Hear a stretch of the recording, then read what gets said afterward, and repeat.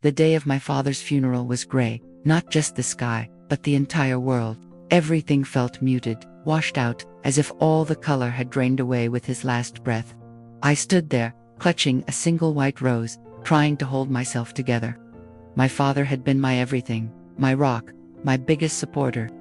After my mother passed away when I was little, it was just the two of us against the world. He taught me how to ride a bike, how to stand up for myself, and how to see the good in people, even when it was hard. As guests offered their condolences, their words were a blur of well-meaning but empty phrases.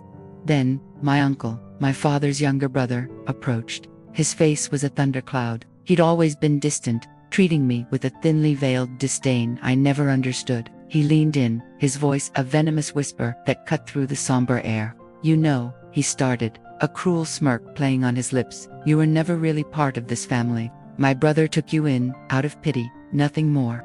Don't expect a single thing to be left for you." His words hit me like a physical blow. Pity. My father's love for me was the most real thing in my life. The ground felt like it was shifting beneath my feet. Tears I'd been holding back now streamed down my face, hot and angry. How could he say that? Here, today, of all days. Before I could even form a response, before I could defend my father's memory and my place in his life, a sleek black car pulled up to the curb. A man in a sharp suit stepped out, carrying a briefcase. He scanned the crowd, and his eyes landed on me and my uncle. He walked over with a purposeful stride. "Excuse me," he said, his voice calm but firm. "I am Mr. Harrison, David's personal attorney. I'm looking for his daughter." My uncle puffed out his chest. "I'm his brother, Robert. If this is about the will, you can talk to me. She," he gestured dismissively, toward me, "has no claim here." Mr. Harrison just gave a slight, almost imperceptible shake of his head. "My instructions are very clear, sir. I am to speak with the daughter first. And I was instructed to do so publicly, should you cause any trouble." My uncle's face turned a blotchy red. The lawyer turned to me, his expression softening. "I'm so sorry for your loss. Your father was a great man. He wanted me to give you this, and to read a portion of his will right now." He handed me a thick envelope. My hands trembled as I took it. Then, he opened his briefcase and pulled out a document. The small crowd of remaining family and friends, who had been watching this exchange, fell silent. Mr. Harrison cleared his throat and began to read. "To my beloved brother, Robert," he started, "I leave you the sum of $1, for you to reflect upon the value you have placed on family. For years, you have treated my daughter with cruelty, fueled by your own greed and jealousy. You knew the truth, but chose to sow discord. I hope you find peace, but it will not be with my money." A collective gasp went through the onlookers. My uncle looked like he'd been struck by lightning, his mouth hanging open in disbelief. The lawyer continued, his voice resonating with my father's love. "Everything else, my house, my savings, my investments, my business, and all personal effects I leave entirely to my one and only child, the light of my life, my daughter." He paused and looked directly at me. "Your father also asked me to read this final part. She is not my daughter by pity. She is my daughter by choice, the greatest choice I ever made. The adoption papers may say I chose her, but in my heart, she chose me. She is my legacy, my pride, and my joy. She is, and always will be, the only true heir to my heart and my home." Tears were now flowing freely, but they weren't tears of grief or anger anymore. They were tears of overwhelming love and vindication. Inside the envelope Mr. Harrison had given me was a letter from my dad, written in his familiar, looping handwriting.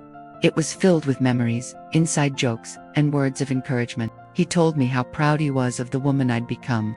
Tucked inside the letter was another document, the original adoption decree, signed with my father's proud, firm signature. He had kept it all these years. My uncle, meanwhile, was sputtering, his face a mask of fury. "This is ridiculous. I'll contest this. It's not fair." Mr. Harrison simply closed his briefcase. "Feel free to try, Mr. Robert." But David was of sound mind, and his intentions were crystal clear.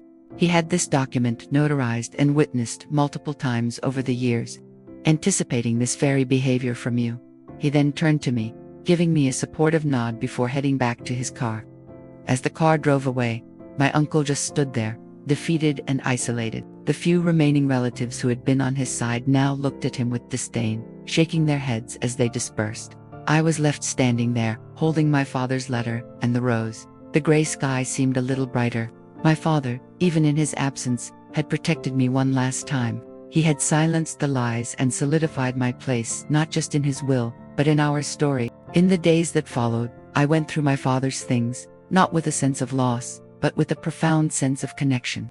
Every photo, every book, every little trinket was a testament to our life together. The house wasn't just a property. It was a home filled with the echoes of his laughter and the warmth of his love. My uncle did try to contest the will, just as he threatened. It was a long and stressful process, but my father had been thorough. The legal battle only served to expose my uncle's greed to the world, and in the end, the court upheld my father's wishes completely. It was a difficult journey, but it taught me an invaluable lesson. Family isn't just about blood, it's about love, choice, and unwavering support. My father gave me all of that and more. He armed me with his love, and that was a greater inheritance than any amount of money.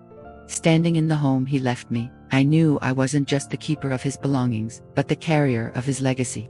A legacy of love, kindness, and the quiet strength to stand tall against the storms. He was gone, but he was with me in every step I took forward, and I would spend the rest of my life trying to make him proud.